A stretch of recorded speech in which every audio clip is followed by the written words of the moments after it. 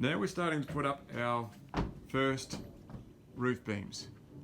This one we've had sealed up in a different colour because the inside of this cabin is going to be painted white, and it was just easier to paint on the ground. We like to start with our outside edge first and then put our first roof beam on and move up to our second one. It's a lot easier and a lot safer to have your first roof beam on because then you can slide your other beams up from the outside if you wanted to, or in this case we're going to bring it up through this way.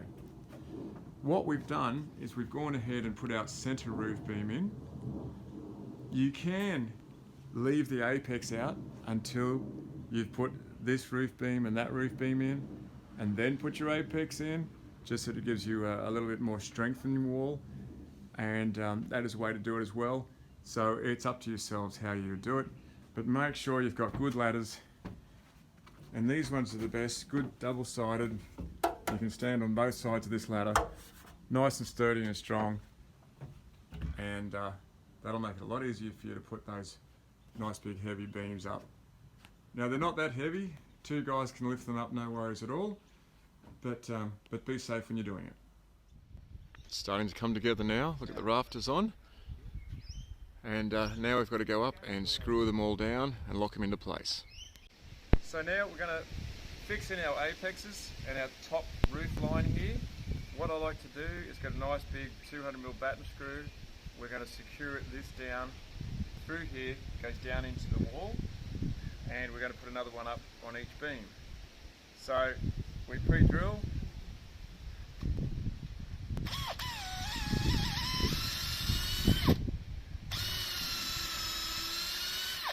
Just down like that, and you put your 200mm batten screw on top.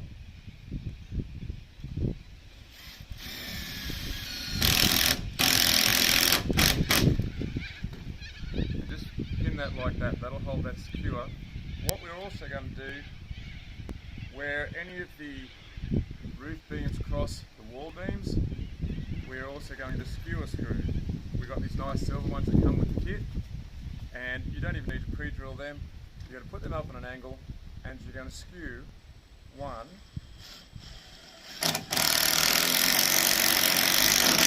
down sideways. So the whole idea of this is to minimise any risk from cyclone and strong winds. Once we've done that, on the outside edge here, I've already pre-drilled another hole. We're going to put a 200mm batten screw into that hole, and on the very outer edge, out here, we can see there's not a huge bit of timber there, so we're just going to use a 125mm batten screw to screw into the piece underneath.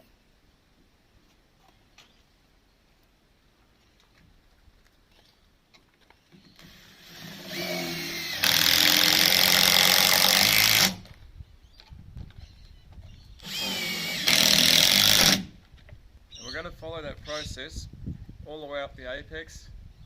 We're up to here. Got my screwdriver drill sound somewhere. Right in the middle of the apex here. Through the beam, straight down. Making sure that that's flush. And also, we're going to skew another screw through sideways here. We're going to go into the thicker part of the wall. Behind this way you can see the thicker part of the wall as opposed to this smaller piece of timber. And we just screw down at an angle beside the other screw. Take those screws out of my hand, might make it easier.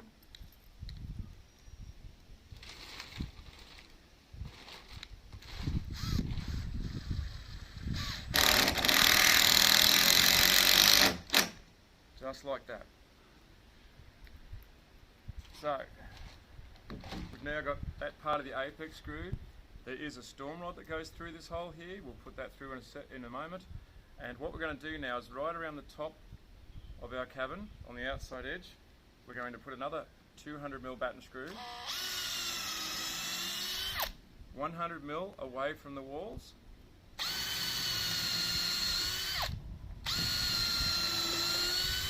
and then above every window spacing we're going to put another 200mm batten screw, 100mm either side of the window spacing.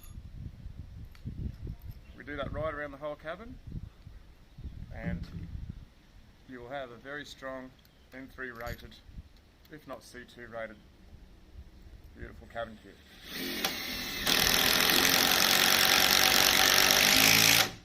Just like that.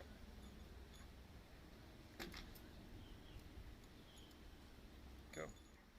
We're up to the next roof beam. We've put a 200mm batten screw through there. I'm going to skew this way this time because that's the thicker piece of the timber to go into. So once again, on these smaller screws we don't need to pre-drill. Come down at an angle like that. Then, prepared my drill earlier. So to look at this again, we've got 125mm batten screws and the 200mm batten screws. Here we haven't got that much meat to go into this edge of this triangle, and we only need to get about that much of the screw into the board below it.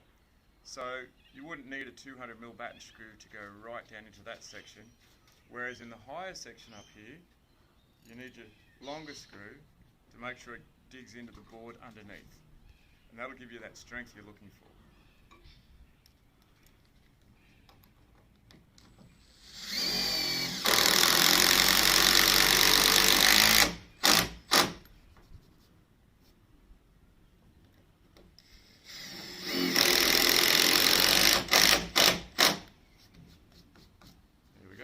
Keep going up, and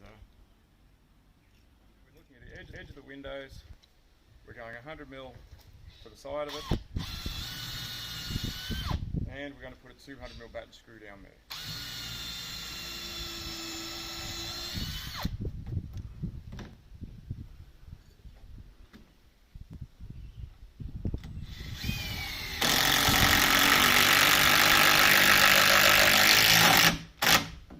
Make sure it pulls down tight against that groove there. I just use it with my finger. If it doesn't, pull your screw back up.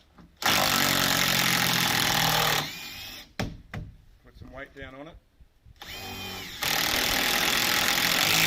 And I can feel that tighten up right there then. Okay, so whilst we do have storm rods going through here, all these extra screws will help to hold this really nice and firm and hold it tight, and eliminate all issues of cyclone and strong winds. Okay, let's do a storm rod. Now we're going to put our storm rods together. Our storm rods come in two pieces.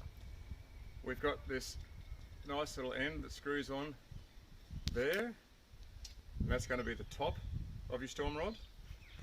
We've got this joiner piece.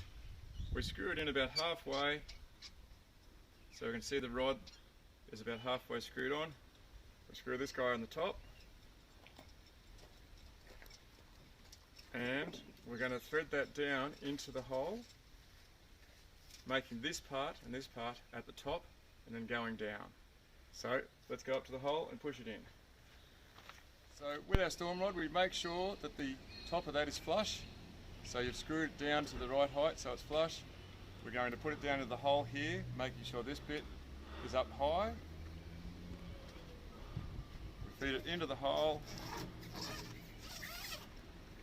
Should just fall down. It might get a bit tight where that thing is, and we drop it in like that, and we're going to hit it down firmly like that, and we want it just to come flush with the top of that. Okay, now we can put our nut and washer down the bottom. Let's do that.